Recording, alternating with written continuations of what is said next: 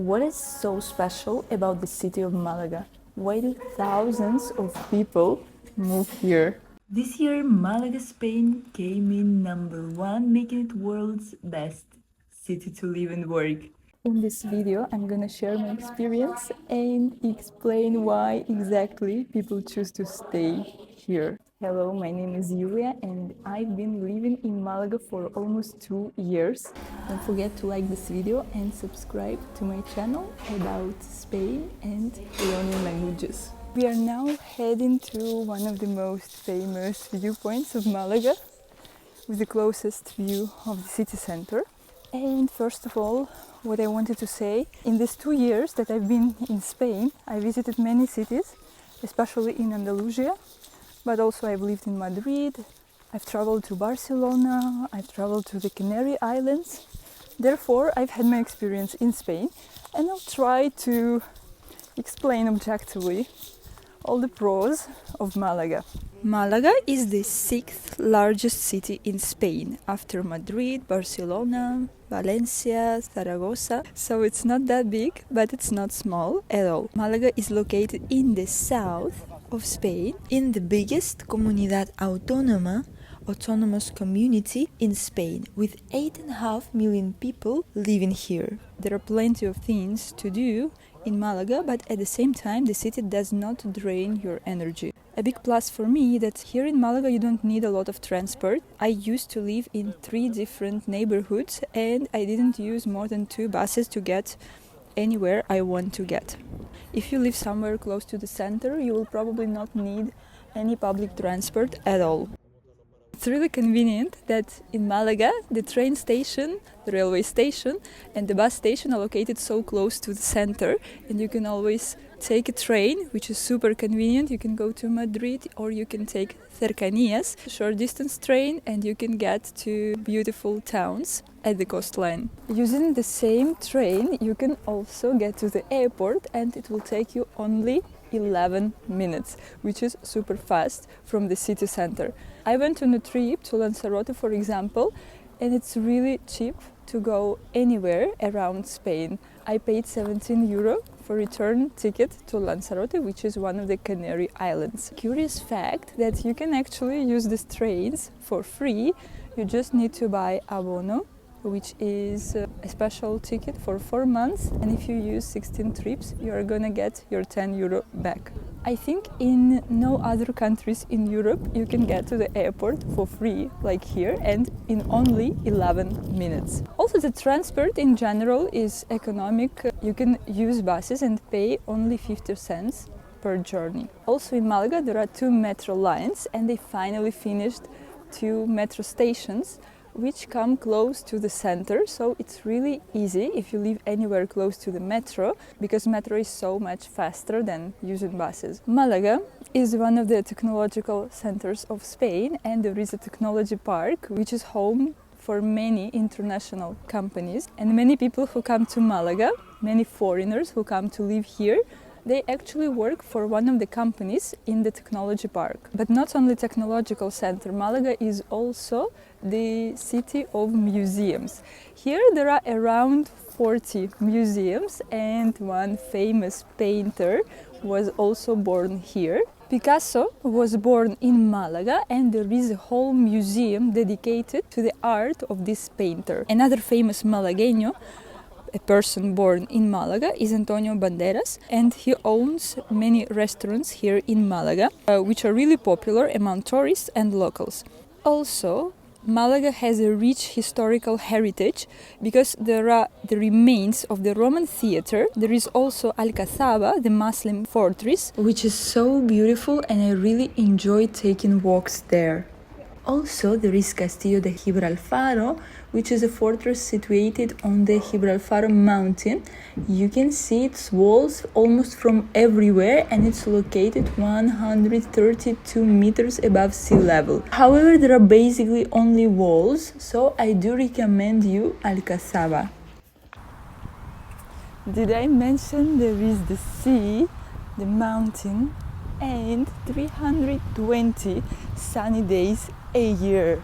That's actually crazy. One of the top 3 European sunniest cities. It's actually in the third position, but the difference is so tiny. I am now at Playa de la Misericordia, which is my favorite spot to see the sunrise. This is the typical Malaga's dark sand. Not the best playa, but you have so many options out of the city. And it's always so nice to start your day at the seaside. At least the sea in the mornings gives me so much energy, so I usually come here to see the incredible sunrises and read a book. Just look at this. Just a moment. If you're planning to move or travel to Malaga, I have created a guide for you. It actually took me almost 2 years to pick the best restaurants, terraces, meetups, to meet friends, bars, coffee shops in Malaga. So this guide about Malaga is gonna help you save tons of time and hundreds of euros. The guide is published on my private Telegram channel and you get the unlimited access once you purchase it. The link is down below in the description. Many people actually ask me, Yulia, how can you live in that climate with 45 degrees in the summer? Well, this is what I'm gonna say. Malaga has no temperatures at 45 degrees. And this is actually so surprising to me. But if you go to Seville, for example, or Granada, you're gonna see the temperatures as 45 degrees, which are pretty normal there. But here in Malaga, you're gonna see 30-35 degrees in the summer. So it's not that hot.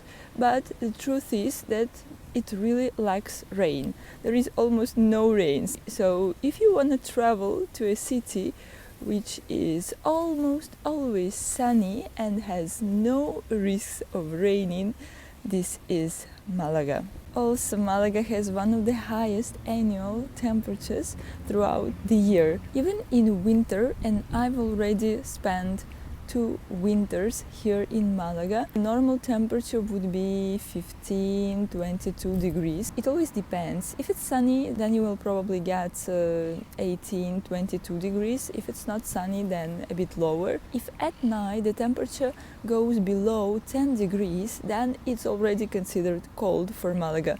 That's why whenever Malagueños talk about living in other cities, many of them complain about cold. For example, they complain about Madrid being cold, but it's only actually cold if you grew up here in Malaga, because Madrid is the sunniest and the warmest capital in Europe. Also, I should mention the water temperature here, because it's not that hot as you might think about it, because there is the strong influence of the Atlantic Ocean and the currents inside. The water temperature normally is not higher than 25 degrees. Even 25 degrees is too much. It would be 23-24 degrees in August. And the issue is that overnight it might become like really cold. I remember one day, but it was still June, so June is kind of low season. The water was pretty nice, 20 degrees, but overnight it turned 15 degrees in June. So this is the influence of the Atlantic Ocean. There are so many places around Malaga in Andalusia to see, so you can consider Malaga your base, and every weekend you can go somewhere. You can go hiking, or you can just visit pueblos blancos, which are white villages, and they're really beautiful. And I've been living here for 2 years, almost 2 years, and I still think that I haven't seen so many things. I have so much more to see. People always say Malaga has its own vibe. I think this is the combination, la mezcla, of the historical heritage, the sea, the food, which is Mediterranean, and it has lots of pescadito, fish, the rich Andalusian culture, and the people. Last part is the most important one. Here in Malaga, it's so easy to meet new people. It's so easy to get to know someone. Many people who traveled to other cities, personally I traveled to other cities and lived in other cities, and I do agree with that. Here there is first, the big international community, and the second one, even local people are more open towards the communication, and it's pretty easy to start talking with anyone. Also, people here are so extroverted that you can just come up to a stranger in the street and start a conversation with them. I don't know about you, but in my country this is not typical. You can ask something, but the people are not gonna be so active, so engaged in that conversation. These are my points to prove that Malaga is one of the best cities to live in. If you want to hear some cons of Malaga, some drawbacks of living here, please comment down below, because every city has its flaws, every city is different, and we are looking for something that best fits us. Don't forget to follow my channel about languages and living in Spain. See you in the next videos.